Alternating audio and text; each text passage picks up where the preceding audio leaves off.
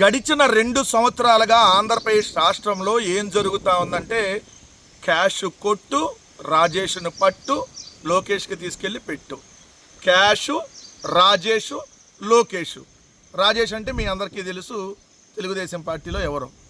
So 99 పైసలకి విశాఖపట్నంలో భూములు కావాలా, లేదంటే 100 రూపాయలకి మెడికల్ కాలేజీ కావాలా, లేదంటే అప్పనంగా వేల కోట్ల రూపాయల విలువైనటువంటి భూములు 5 పైసలకో 10 పైసలకో రూపాయికో కావాలా.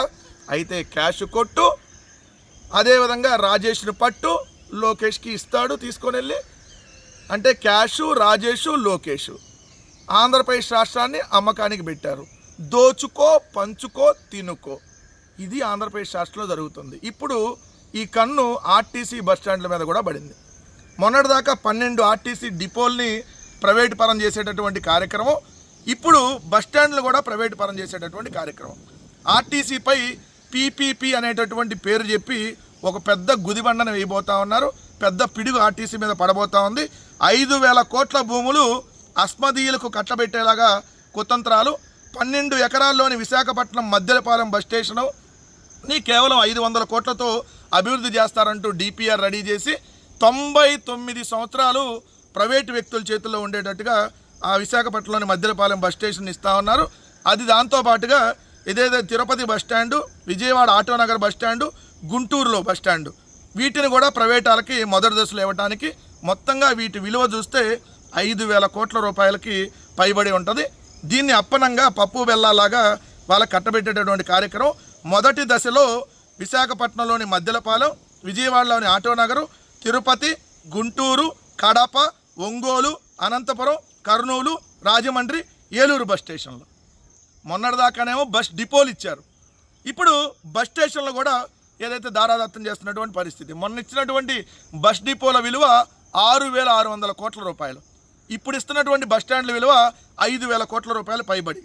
అంటే దాదాపుగా మీకు చూస్తే 11,600 కోట్ల రూపాయల విలువైనటువంటి ఆర్టీసీ బస్ స్టాండ్లని, బస్ డిపోల్ని ప్రైవేటు వ్యక్తుల చేతుల్లోకి, తెలుగుదేశం పార్టీ బినామీల చేతుల్లోకి వెళ్ళబోతూ ఉన్నాయి. అంటే దఫాలుగా ఇలా కట్టబెడుతూ పూర్తిగా ఆర్టీసీని ప్రైవేటు పరం చేసేటటువంటి ఒక విలువైనటువంటి భూముల్ని దోచిపెట్టి ప్రైవేటు పరం చేసేటటువంటి కార్యక్రమం జరగబోతా ఉందనేది స్పష్టంగా కనపడబోతూ ఉంది. అంటే ప్రభుత్వ రంగ సంస్థగా ఉన్నటువంటి ఆర్టీసీ ప్రైవేటు పరం అవబోతూ ఉంది.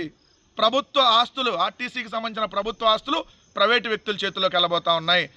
ఇప్పుడు చూస్తే వీళ్ళు అంతకుముందు 99 పైసలకి విశాఖపట్నంలో వేల కోట్ల విలువైన భూములు ఎలా దారాదత్తం చేశారో, ఏదైతే విజయవాడలో ఆర్టీసీ బస్టాండ్ స్థలం 400 కోట్ల విలువైన స్థలాన్ని లుల్లుగాళ్ళకి కట్టబెట్టబోతే కోర్టులకు వెళ్తే అది ఆగిపోయినటువంటి పరిస్థితి. ఖచ్చితంగా దీని అందరి మీద న్యాయ పోరాటం చేయాలి. లేకపోతే ఈ రాష్ట్రంలో ఏ ఆస్తుల్ని, ప్రభుత్వ ఆస్తుల్ని వీళ్ళు ఉన్నారు మొత్తం తీసుకొని వెళ్ళి తెలుగుదేశం పార్టీ బినామీ మీకు అప్పచెబుతారు. ఇప్పుడు మనం ఇంతకుముందే మాట్లాడుకున్నాం, రిషికొండని ప్రైవేటు పరం చేయబోతా ఉన్నారు. ఆల్రెడీ భవానీ ద్వీపంతో పాటు అనేక టూరిజం సంస్థల్ని ప్రైవేటు వాళ్ళ చేతుల్లోకి ఇచ్చారు. అదేవిధంగా మన ప్రైడ్గా భావించే నాగార్జున కొండ నుంచి ఇలాంటి ఏదైతే స్థలాలన్నీ కూడా ప్రైవేటు వాళ్ళకి ఇచ్చినటువంటి పరిస్థితి. ఫైబర్ నెట్ ప్రైవేటు వాళ్ళకి ఇస్తూ ఉన్నారు. ఓ పక్క రోడ్లు ప్రైవేటు పరం చేస్తున్నారు. ప్రభుత్వ మెడికల్ కాలేజీలు ప్రైవేటు పరం చేయడానికి నిర్ణయించుకున్నారు. అంటే ఈ రాష్ట్రంలో అన్ని రంగాల్ని పూర్తిగా ప్రైవేటు వ్యక్తుల చేతుల్లోకి ఇవ్వబోతా ఉన్నారు. ఇప్పుడు ఆ పిడుగు ఆర్టీసీ మీద పడింది. అసలు ఏం చేస్తూ ఉంది ఈ ప్రభుత్వం?